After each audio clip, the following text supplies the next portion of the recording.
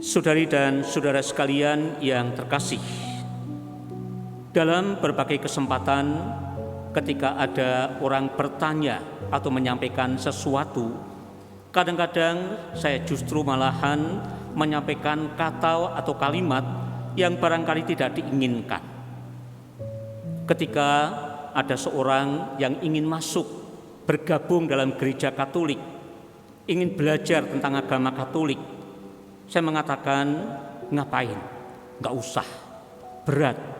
Pelajarannya pun 1 tahun dan tidak ada diskon. Lalu ketika saya juga berada di seminari, sebagai staf di seminari, saya bertanya juga kepada mereka-mereka yang ingin masuk seminari. Mengapa mereka ingin masuk seminari? Jawabannya rata-rata jawaban yang kelihatannya saleh, kelihatannya suci, kelihatannya baik.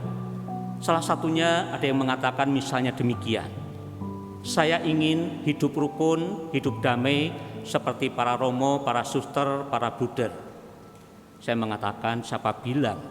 Kadang-kadang kami pun juga berantem, kadang-kadang kami pun juga tidak akur.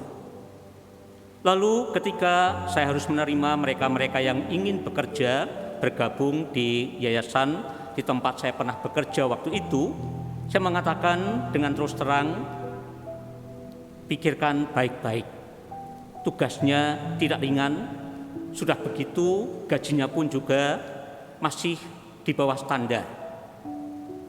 Dan akhirnya juga untuk mereka-mereka yang mau menikah, saya juga seringkali iseng bertanya kepada mereka, benar nih mau menikah? Benar ini pilihannya, bukan yang lain, dan lain sebagainya.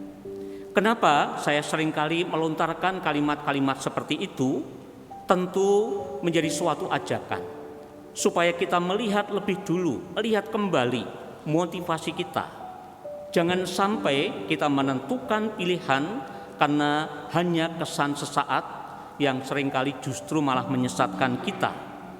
Dan kemudian kita tidak tahu, tidak sadar akan konsekuensi atau risiko dari pilihan yang mau kita ambil itu. Dan tentunya juga supaya kita pun siap dan berani dengan berbagai kemungkinan yang bisa terjadi. Bahkan itu kemungkinan yang terburuk, kemungkinan yang pahit sekalipun. Kalau itu ternyata memang harus dihadapi, maka tentu saja kita tidak akan kaget. Tapi kalau yang terjadi jauh lebih baik daripada itu, apalagi tentu kita pun juga akan lebih bersukacita. Maka mari kita mencoba melihat bagaimana bacaan-bacaan hari ini memberikan kekuatan, memberikan peneguhan, terutama pada saat kita menentukan pilihan, pada saat kita dihadapkan dengan kesulitan dalam kehidupan kita. Kita belajar dari bacaan Injil pengalaman Bartimius, seorang pengemis yang buta, yang di kemudian mendapatkan kesembuhan, mendapatkan keselamatan. Namun tidak mudah proses untuk sampai ke sana. Pada awalnya ketika ia tahu sebagai seorang yang buta bahwa Tuhan Yesus akan lewat di depannya, dan kemudian memang betul lewat di depannya, maka ia berteriak dengan suara keras, Yesus anak Daud, kasihanilah aku. Lalu apa yang terjadi ketika banyak orang menegur supaya ia diam? Bukannya diam, malah semakin keras ia berteriak, anak Daud, kasihanilah aku. Dan kita tahu tadi dalam bacaan, kemudian Yesus menyembuhkan dengan mengatakan suatu kalimat, pergilah, imanmu telah menyelamatkan engkau. Yang menyelamatkan Bartimius, yang membuat ia sembuh adalah karena ia punya iman. Apa buktinya? Yakni kepercayaan tadi yang betul-betul tahan uji. Walaupun ia dicegah, walaupun ia dilarang untuk berbicara, tetapi kemudian ia tetap melakukan, menyapa Tuhan Yesus, karena Yesuslah pada saat itu satu-satunya harapan. Bahkan barangkali juga ia berpikir, kapan lagi kalau bukan sekarang? Barangkali seumur-umur dia hanya akan berjumpa saat itu saja. Dan kemudian kita tahu juga ketika kemudian ia dipanggil Tuhan Yesus, ia mempunyai kesediaan meninggalkan apa yang paling berharga dalam hidupnya saat itu. Sepintas kelihatan sederhana, yakni jubah. Jubah bagi seorang seperti dia menjadi perlindungan, membawa kehangatan untuk kehidupan sehari-hari. Tapi demi memenuhi panggilan Tuhan Yesus, itu ditinggalkan. Dan bahkan ketika ia mengalami kesembuhan, diceritakan dalam bacaan Injil, kemudian ia mengikuti Tuhan Yesus.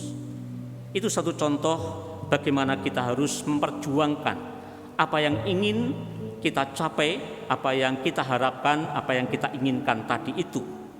Dan tentu saja ini semua mendapatkan pendasarannya. Kita dengarkan dalam bacaan kedua. Hampir sama seperti minggu kemarin, berbicara tentang Yesus sebagai seorang imam agung.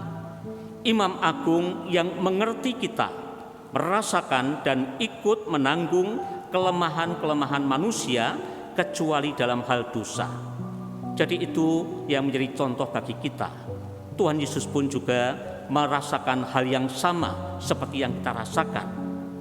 Demikian pula dalam bacaan pertama, di sana berbicara tentang Yeremia yang berada bersama dengan bangsanya saat yang gelap, saat putus harapan. Tapi Yeremia menyampaikan pengharapan yang berasal dari Tuhan, yang kurang lebih mau mengatakan bahwa Tuhan tidak pernah lupa. Tuhan tidak akan membiarkan umatnya. Tuhan itu juga yang berinisiatif, sekali ia memulai, maka ia pun juga akan menyelesaikan dengan baik. Salah satu kalimat yang ada dalam bacaan pertama, yakni ajakan untuk bersukacita. Bersorak-sorailah, bersukarialah, kabarkanlah, pujilah dan katakanlah, Tuhan telah menyelamatkan umatnya, yakni sisa-sisa Israel. Tuhan yang berkarya tanpa pernah kenal henti. Maka bagaimana kita menyikapi semuanya itu, kita terapkan untuk kehidupan kita dengan aneka persoalan dan kesulitan yang ada. Kita bisa mengambil beberapa poin di antaranya. Pertama, bahwa tantangan sebagaimana tadi dihadapi oleh Bartimius seharusnya tidak membuat kita mundur teratur, tapi menjadi peluang kalau memang betul-betul kita hadapi dengan gigih. Yang kedua, kita pun juga diingatkan sebagaimana Bartimius, keberanian, kesediaan meninggalkan apa yang selama ini menjadi pegangan kita, yang selama ini begitu berharga dalam kehidupan kita, yakni yang saya ungkapkan tadi itu jubah yang menjadi tanda perlindungan maupun kehangatan bagi Bartimius. Tapi baginya sekarang ini Yesus lebih berharga daripada segalanya. Yesus menjadi tumpuan harapan baginya. Maka ia tinggalkan semua yang menghalangi tujuannya untuk mendekatkan diri dengan Tuhan. Lalu yang ketiga, kita pun juga diingatkan melalui bacaan-bacaan hari ini, perlunya kita tetap teguh, tetap mantap, tetap kuat dalam menghadapi aneka godaan, aneka ancaman, ataupun juga aneka ajakan yang akan menyesatkan kita. Dan di sana kita pun juga diingatkan supaya kita semakin mampu melihat dengan mata hati kita kehadiran dan penyertaan Allah dalam segala peristiwa hidup kita. Kita lihat tadi dalam Mazmur tanggapan, kita memberikan seruan, Tuhan telah melakukan perkara besar kepada kita, maka kita bersukacita.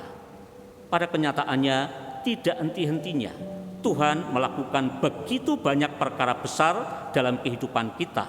Seharusnya sukacita itu yang ada dalam kehidupan kita. Maka sebagaimana Bartimius, mari hari ini pun kita datang kepada Tuhan Yesus, mohon kesembuhan dari kebutaan mata batin kita, supaya kita semakin mampu mempunyai cara pandang baru dalam melihat dan memaknai hidup kita maupun juga orang lain yang ada di sekitar kita, supaya kita pun mampu menjalani langkah baru, menjalani kehidupan yang baru, cara hidup baru, perasaan ataupun juga tindakan-tindakan yang baru yang semakin penting dalam kehidupan sekarang ini. Maka sebagai akhir permenungan ini, saya ingatkan kembali tadi dalam antifon pembuka. Di sana ada seruan, bersukacitalah hati orang yang mencari Tuhan. Carilah Tuhan dan kekuatannya, carilah selalu wajahnya. Itu yang harus kita lakukan sebagai modal dan kekuatan untuk menjalani kehidupan kita dengan aneka kesulitan dan persoalan yang ada. Tuhan memberkati kita.